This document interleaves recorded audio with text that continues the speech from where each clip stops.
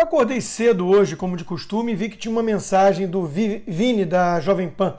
E ele perguntava se eu poderia participar do Morning Show, porque o Adrilles estava se sentindo mal. Quarta é um dia bem puxado para mim. Eu escrevo minha coluna diária da Gazeta, a coluna semanal da Revista Oeste, participo do Opinião no Ar como todos os dias e depois emendo no Pânico. E aí tem o 3 em 1 da própria Jovem Pan também, sem falar da live Tudo Consta no final do dia. Essa é minha quarta. Mas eu disse que tudo bem, faria o programa. Por problemas técnicos, porém, não foi possível a minha participação. Deu pau na máquina, acontece. Mas enquanto eu aguardava eles tentando resolver o problema, eu tive que ouvir, sem poder rebater, as típicas baboseiras do Joel Pinheiro. Em situações normais, eu não acompanho esse programa, para ser sincero. No fundo, não faz nem tanta diferença escutar o Joel, pois eu já encaro 2 vezes por dia a Amanda Klein, né? E eu passei a chamar essa oposição esquerdista ao governo Bolsonaro de Smiths, do Matrix, dada a semelhança entre todos eles. São indistinguíveis, pois só repetem os mesmos clichês. Como eu fiquei sem tempo para peneirar outras pautas, eu aproveito esse espaço aqui para rebater as ladainhas ditas por Joel no programa, e que são as mesmas, repito, da minha colega de bancada. O tema era a fala de Bolsonaro sobre a questão do TCU, e ambos aproveitaram para repetir que o presidente é uma máquina de fake news, irresponsável e blá blá blá. Será? Em primeiro lugar, ele mesmo reconheceu o erro no dia seguinte, algo já louvável e que raramente vemos acontecer na mídia. Essa sim, talvez a maior máquina de mentiras que eu já vi. Em segundo lugar, parece haver um relatório, ainda que não oficial, de um auditor da TCU, ou seja, não era algo tirado do nada. Mas eis o que realmente importa para o debate aqui. Há motivos para se desconfiar dos números que seriam supernotificados? Sim, o mecanismo de incentivos é perverso, e isso o próprio TCU reconheceu oficialmente.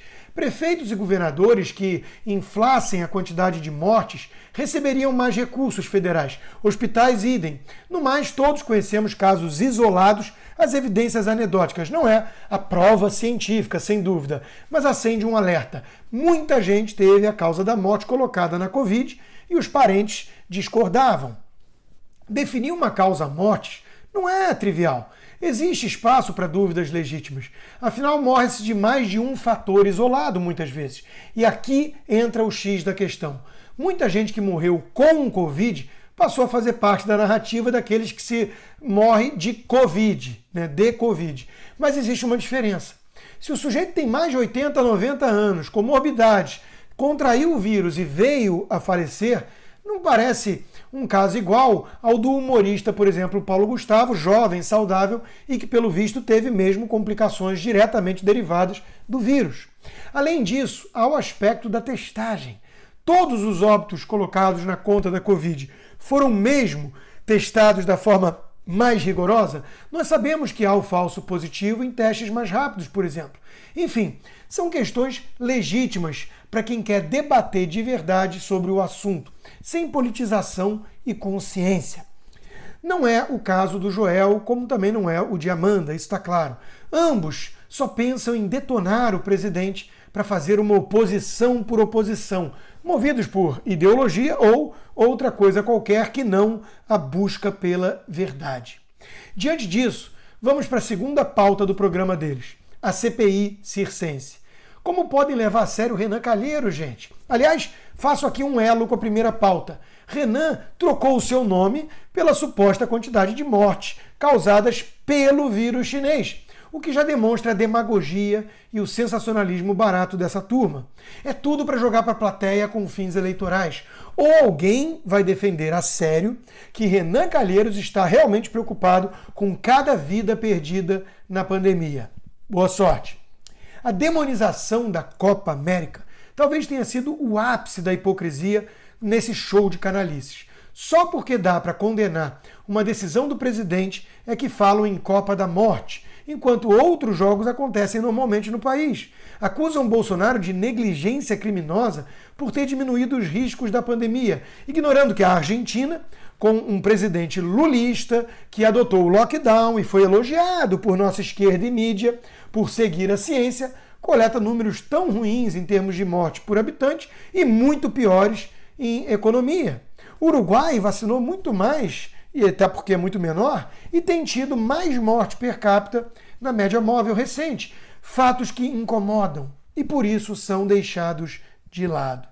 Depois insistem nessa coisa de comparar hidroxicloroquina ou ivermectina com veneno, repetindo que só no Brasil se fala disso. Fake news! Na Índia, um novo estudo mostrou a eficácia do tratamento e nos Estados Unidos, aqui, médicos sérios têm defendido o remédio e denunciado a politização. A esquerda também mistura a ausência de comprovação da eficácia com teste de ouro com haver ineficácia comprovada, o que é outra fake news. Vários remédios que são usados aí em doenças cardiovasculares, por exemplo, não passam no teste de ouro exigido para a questão da hidroxicloroquina. É pura politicagem.